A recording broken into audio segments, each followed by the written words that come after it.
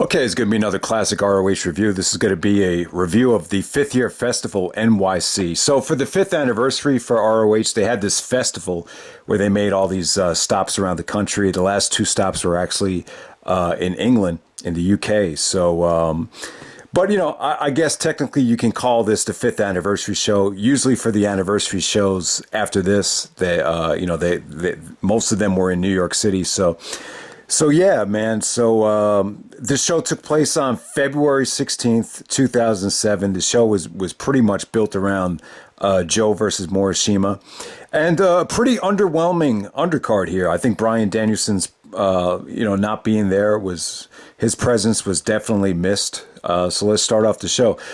So we have Adam Pearce taking on Delirious here. So these two guys had tons of matches throughout this whole year. You know, Delirious, he was gaining a pretty strong following at the time. I remember True Slayer always said he was a huge fan of Delirious. You know, he hit the Shadows over Hell. Just a lot of high-flying, fun stuff from him.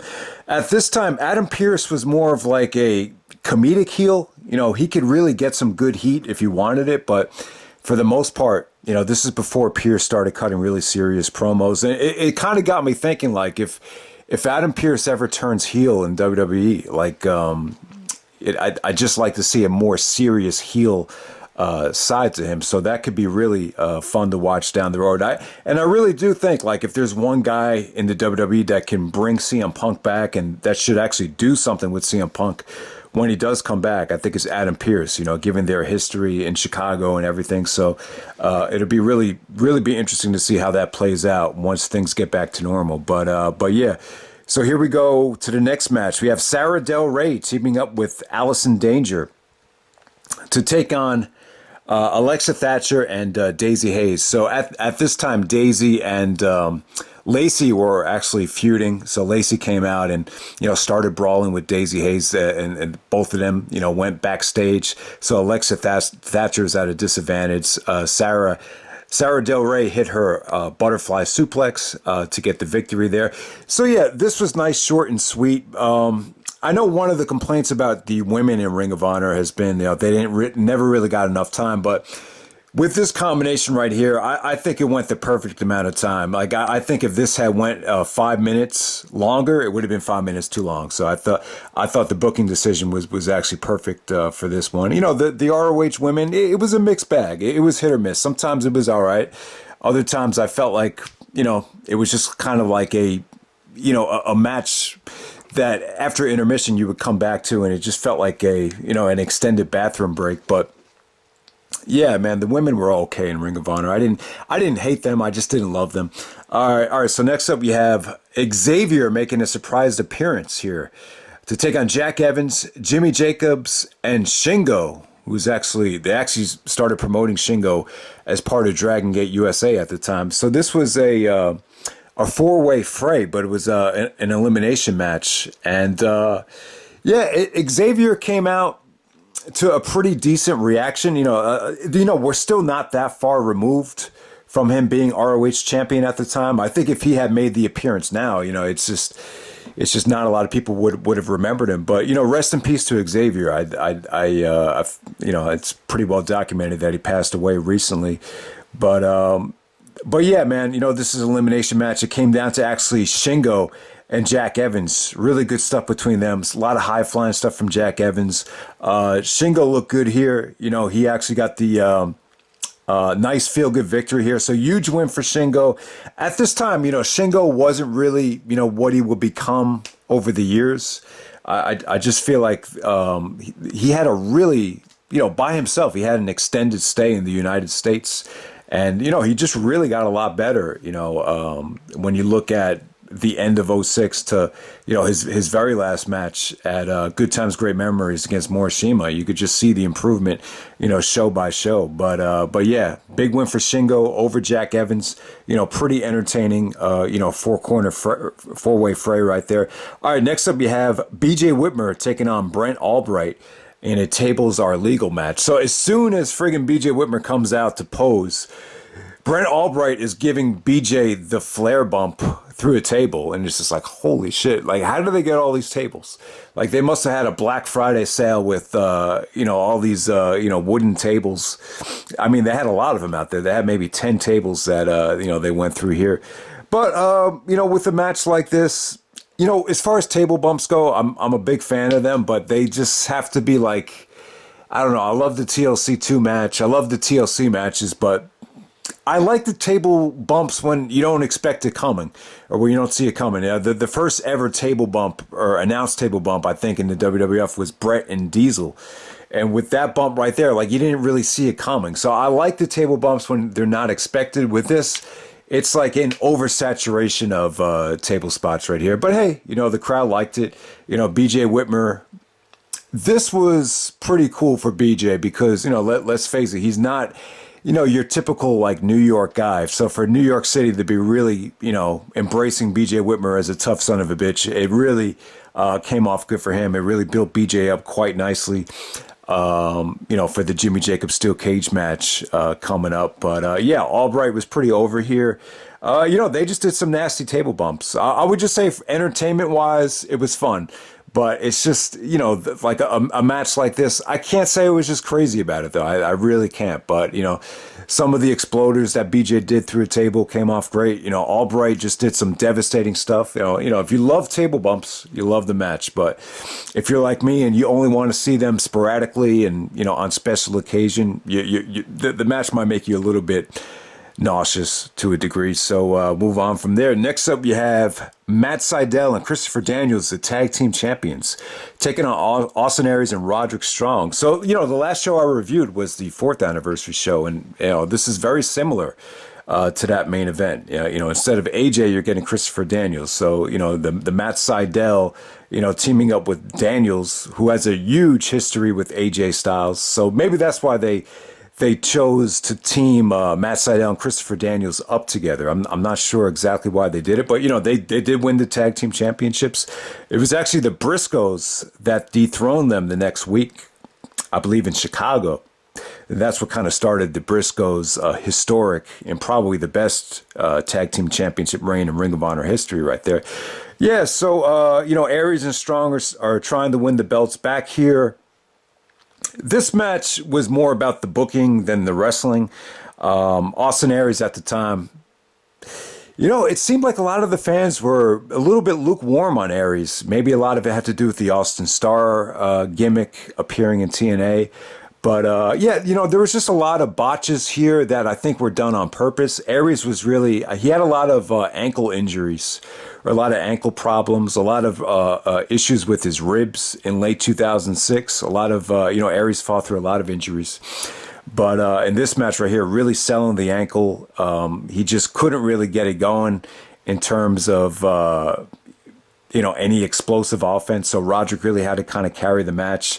Sydal and Christopher Daniels were, they were solid. The match didn't really blow me away. Sydal hits the shooting star press. Daniels hits the best moonsault ever on Austin Aries as he's, in a lot of pain with the selling. So Roderick is a little bit, the way they booked this, it just, like, when you look back on the match, it's like, it's almost like you knew they were going to have Roderick turned on Aries just by, Roderick's demeanor towards the match, if you know what I'm saying. So after the match is over, Davey Richards, who's actually injured, comes out of nowhere and just starts looking at Austin Aries. And then Roderick takes Aries, gives him a backbreaker, and this is the start of Roderick Strong's heel turn and the No Remorse core. And it made a lot of sense. I mean, Aries and Strong had a great, tag team title reign and everything, but the bottom line was, Austin Aries got, most of the fan support. I mean, whenever they would come out, they would chant Austin Aries. Very rarely would they chant Roderick Strong. So it definitely made sense. It was definitely worth a gamble to make Roderick the top heel in a stable, but ultimately, I do remember Gabe saying that, one of the reasons why they went away with the No Remorse core was because they felt like Roderick couldn't get over as a heel. But, it was good for what it was. I think Roderick, had some moments that whole year, especially with the FIP title, looking back on it. And Austin Aries turns babyface and, decides to team up with Jack Evans. And, down the road, he even decides to team up with Eric Stevens. And what was the other dude's name? That gymnast guy. It's not even coming to me right now. But Aries stable was actually called the Resilience. So that's what kind of started that Resilience versus No Remorse Corps versus the Vulture Squad, that whole, faction warfare stuff. So that's where, the seeds were basically planted. All right. So next up, we have the Briscoes taking on Nigel McGuinness and Colt Cabana. This was good stuff right here. This was cool. The Briscoes weren't the tag team champions quite yet, so they could afford to lose this match. Nigel and Colt Cabana, they had a lot of history between them, a lot of comedy stuff, a lot of, just a lot of fun stuff from the Soccer Riot match to the European rules matches. So it was cool to see them team up here.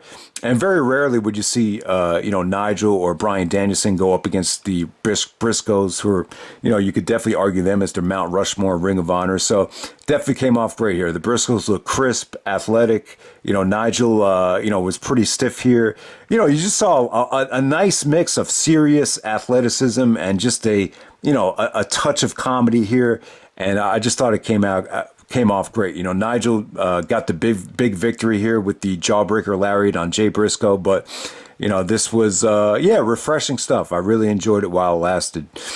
Next up, you had Takeshi Morishima taking on Samoa Joe.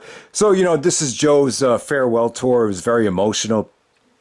Throughout the whole night, they're still building up the Joe versus Nigel match, and this whole thing with Morishima right here. They had been building it up for months, going back to Glory by Honor 5. And, Joe actually called out Misawa at Final Battle 2006. So yeah, Joe versus Morishima.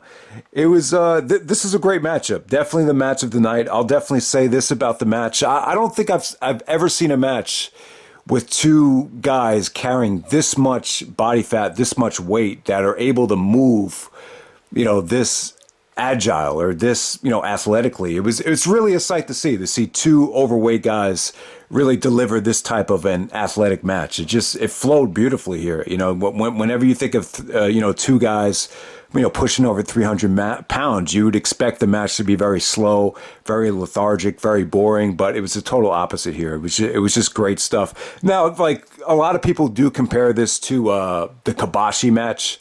I remember, I think it was Big Rat. He actually stated in his review that he preferred it over Joe versus Kabashi, and I think it was Nightmare Baller in the comment section. He said, just no. Like, he was like adamant that you can't even compare the two matches. I would just say this. I think from an athletic standpoint, it's probably a little bit more superior, but Joe versus Kabashi was just more of a battle. And the crowd reaction there, you just can't compare it to that. It was just on a different level in terms of the awesomeness and the electricity. I'll definitely say that. But yeah, good stuff here, man. Joe did some beautiful counters to the the backdrop driver. I mean, it was really good. He would just grab Morishima by the neck. He would throw him headfirst down, then lock into Chiquita clutch to get the tap out there. I thought that was a great tap out. And just good stuff in terms of, the clotheslines were just really beautifully executed. The muscle buster came off great. It was just, they just worked a really, really good match. It was just fun to watch. So that's Morishima versus Joe. Definitely the match of the night. And then for the ROH World title, we got Homicide taking on Jimmy Rave. All right, it's a tough main event. It really is. This is really, you could definitely feel Bryan Danielson's presence being missed here. Maybe you probably could have given Joe the main event. But, they built up Jimmy Rave really well. He got a huge victory over Nigel, going back to Final Battle when he made Nigel tap out with the heel lock. So with Homicide here taking on Jimmy Rave, this is kind of like this really felt like it's a mid-card match that's main eventing an ROH show. So you could definitely feel it. Like, a lot of fans were definitely came off a little bit underwhelmed here. But I'll tell you what, I thought they wrestled hard. I thought Jimmy really, embraced this opportunity. I thought he made the most of it. He cut a great promo before the show, how it's always been Jimmy the loser. Well, I'm sick of it. I'm going to prove everybody wrong. So I thought Jimmy cut a good promo. I thought, during the match, I thought he was good. I thought he really, wrestled this match with a great sense of urgency. He hit a beautiful spear, the gonorrhea. He actually busted out it was cool. It was a great booking decision because the Styles Clash or the Rave Clash was actually banned because he lost to the match to AJ Styles back in the day. But him busting it out here really woke the crowd up. When Rave hit the Rave Clash off the top rope, the fans were, they really thought, maybe, Jimmy had a chance of winning this match. And Jimmy he definitely had a lot of fan support. It wasn't bad. So Homicide actually counters the heel lock into the Gringo Killer or the Cop Killer. Pretty good finish, man. Pretty solid match. It's just, you could just feel they had a huge burden, trying to carry this main event after, the standard had just been set so high that, you just kind of felt bad for these guys that they were thrust in this position. But I thought they made the most of it. When the match was over, Homicide was celebrating with the baller music. And some of the fans were actually chanting Morishima, and then, Homicide got offended. He started doing the jerking off thing, and he started wiping his ass. So it really wasn't that many people. It was like maybe one or two guys that were just like, Morishima, because Morishima was going to get the title shot the next night in Philadelphia, and Morishima did win the belt the very next night. But yeah, man, this is the technically the fifth anniversary show for Ring of Honor. Definitely remember for the Morishima Joe match, for Roderick's heel turn on Austin Aries. But, other than that, it was probably like definitely the weakest Manhattan Center show they had done up to that point. And, arguably the weakest show that they did in 2007 in New York City. But, you still got the Joe Morishima match. Joe was very emotional throughout this whole show. TNA made the decision that they pulled the talent for whatever reason. I'm assuming it was because of the pay-per-view deal, but Joe was just very very emotional here. But you kind of got the feeling from the fans too that they were kind of saying why are you choosing TNA over ROH. But, I feel bad that Joe, got fired by WWE as a commentator because I thought he did a great job. But, when you look back at this show right here and you say to yourself, what if Joe and Punk stayed in Ring of Honor? But, what if Ring of Honor never really panned out and it didn't really go anywhere?